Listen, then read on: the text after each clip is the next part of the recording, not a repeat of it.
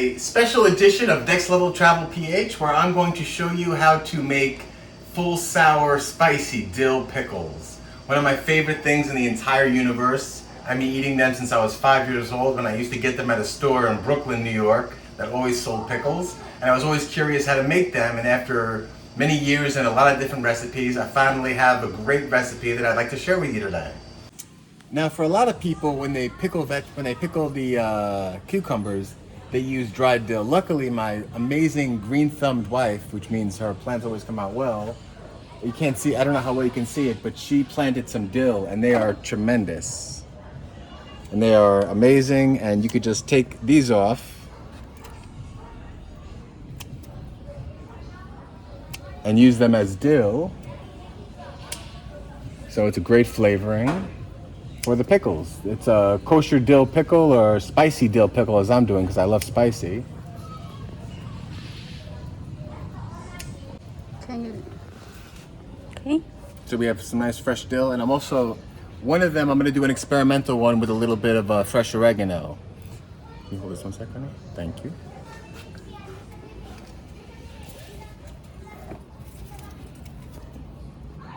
I love oregano. Me too. I use it on my pizza. There's nothing like pizza with nice fresh oregano on top, cut straight from the plant.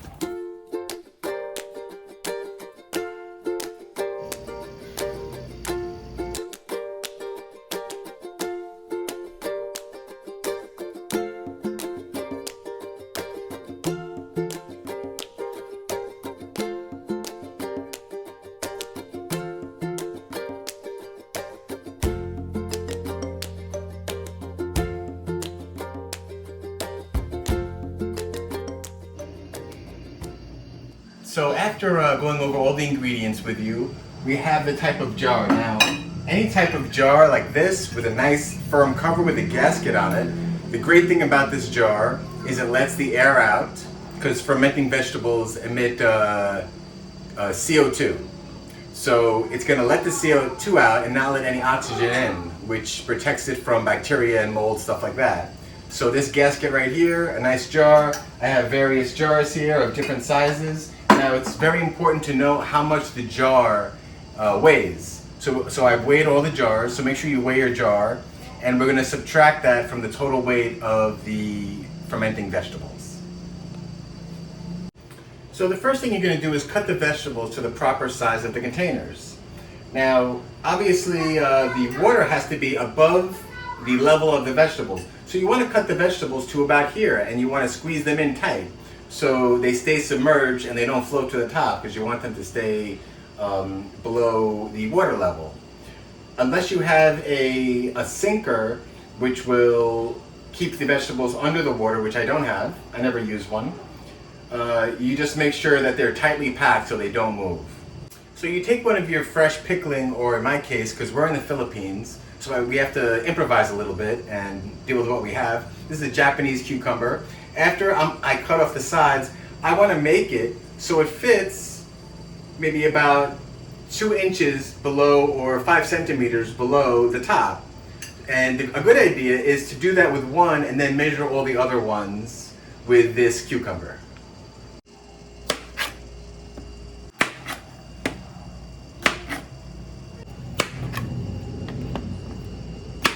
So we're going to add the pickling spice mix together, and we just pour it right in the bowl.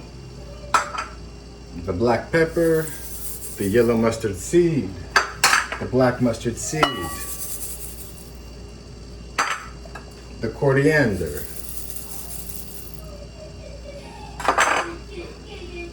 and we're going to mix them up. So depending on how large your jar is, I add about, it's kind of a heaping tablespoon of the pickling mix, the spice mix, to each jar.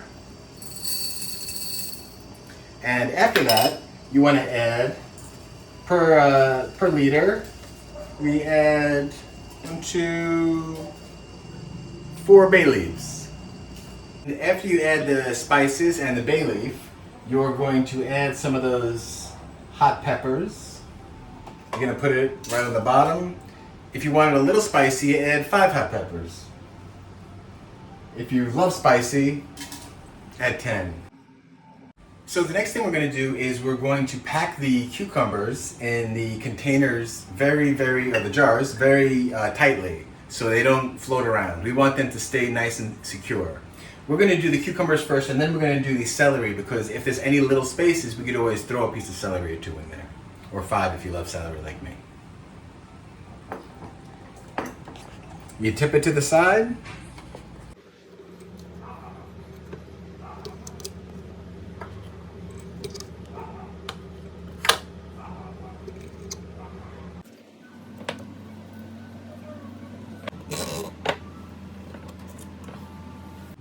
Okay, now we're going to put the dill and we're going to squeeze it in a little space so it doesn't float to the top.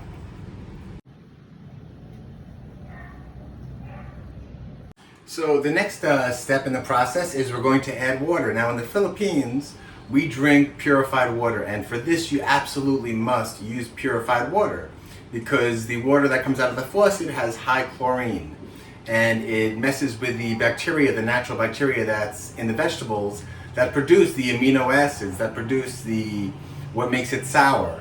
So if you put chlorinated water in there, it'll kill everything that makes these fermented vegetables so healthy.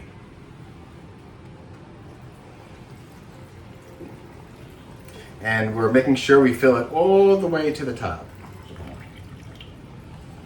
The next thing you want to do when all the ingredients are in the container is you want to weigh the entire container. Now, the container with everything in it actually weighs 2,960 grams. And the container, I know because I weighed it before, weighs 1,025 grams. So it's about a little over 1,900 grams. You take the 1,900, you multiply it by 0.035 or 3.5%. That's the salt concentration you want in the entire fermentation, including the water and the vegetables. So the water and the vegetables weigh 1,900. We want 3.5% of that, which is about 67 grams of salt we're going to add to this fermentation. So we're going to weigh out the salt now. Now in terms of salt, I use this very fine sea salt. You could also use kosher salt. I stay away from iodized salt. Some people say iodized salt doesn't work well with the fermentation process. So I like to play safer rather than sorry. And also I like to go with a fine grain because it dissolves in the water super easily. It just, if you go through so much trouble and the expense of buying all the vegetables and all the work, you might as well not take any chances, which is what I'm doing. So I put a container on here and it weighed about 20 grams, but I pressed the tare and now it's 0. So now I'm going to weigh out exactly 67 grams of the salt. Now there's a couple things you can do at this point to add the salt into the jar. You could just add the salt into the jar and shake it. That definitely works. Or if you have a fermentation weight, that's especially useful. But what I do is I take out some of the water into a container, then I add the salt and dissolve the salt into the container, and then I add it back into the glass jar because it just makes it a lot easier and not too many things float to the top, which is the key.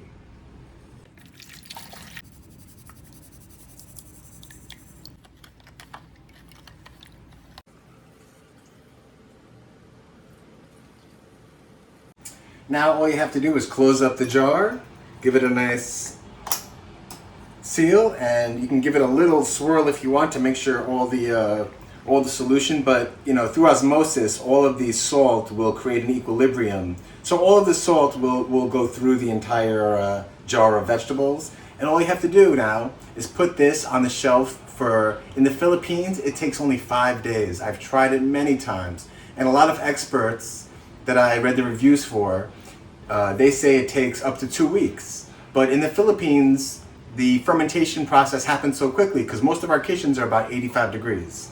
So if you leave it for 2 weeks, you won't get crunchy pickles, and it's just overdoing it. So you'll see bubbling after about 2 days maximum, and the air will come out. And I would put like a plate under it just to, if a tiny bit of liquid does come out, then you won't make a mess. And in 5 days, you're gonna start seeing a different olive color instead of this bright green color. And that's one of the ways that you know that it's done. But the best way to know when it's done, you taste it. It's gonna be delicious. Get excited. So here you have it, all of the pickles and other vegetables. I also added some red bell pepper in some of the smaller jars, a couple of experimentals. But all of the exact amounts of the recipe will be posted. It's either underneath, on top, over here, or in the comments.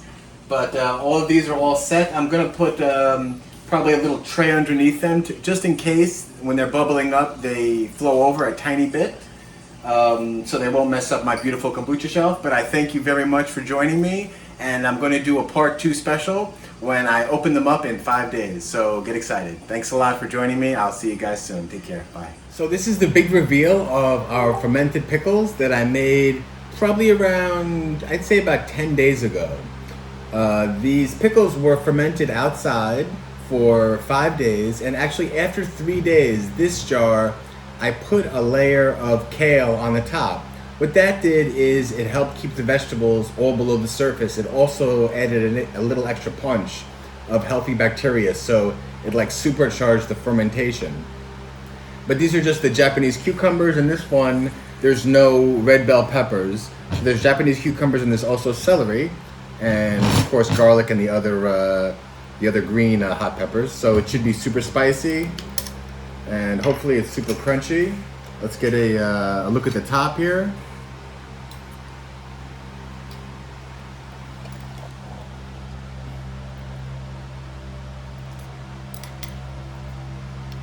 And let's pick one of these cucumbers out.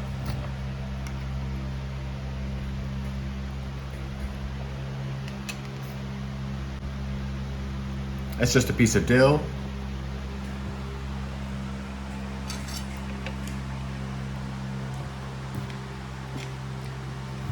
Cut a piece. So if you notice, it's a very dark green, and after 5 days of fermentation, also 5 days, when you keep it in the fridge, all of the vegetables marinate in the juice. So all of the garlic, all of the mustard seed, all of the pepper, the whole peppercorns, the coriander, the hot peppers, they all infuse into the pickle. So now it should be spicy, and hopefully it's still crunchy. We're gonna find out.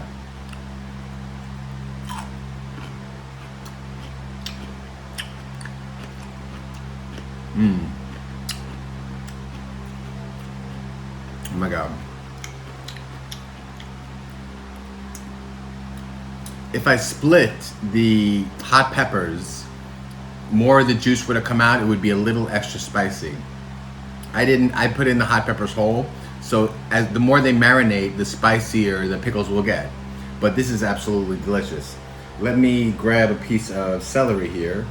This is actually one of my favorite pickled vegetables. Now, all these pickled vegetables, you know, besides for me, they're absolutely delicious. They have unbelievable probiotic benefits, and they're very good for your gut health. They regulate your sugar level. If anyone has type 2 diabetes, it's a natural way to regulate sugar. Also, a lot of athletes drink pickle juice because all of the electrolytes it contains, so it helps your body stop the dehydration. Celery is one of my favorite vegetables, and it stays super crunchy.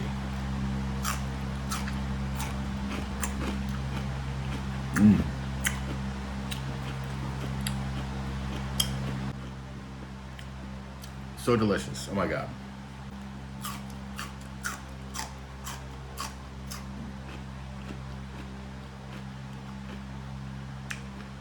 One of my favorite foods on this earth. Super easy, super cheap to make. And it's not comparable to anything you buy in the store. In the store they have pickles, excuse me, marinated in vinegar. These are naturally fermented, so all of the ingredients in here are naturally occurring from the fermentation of the bacteria already on your cucumbers.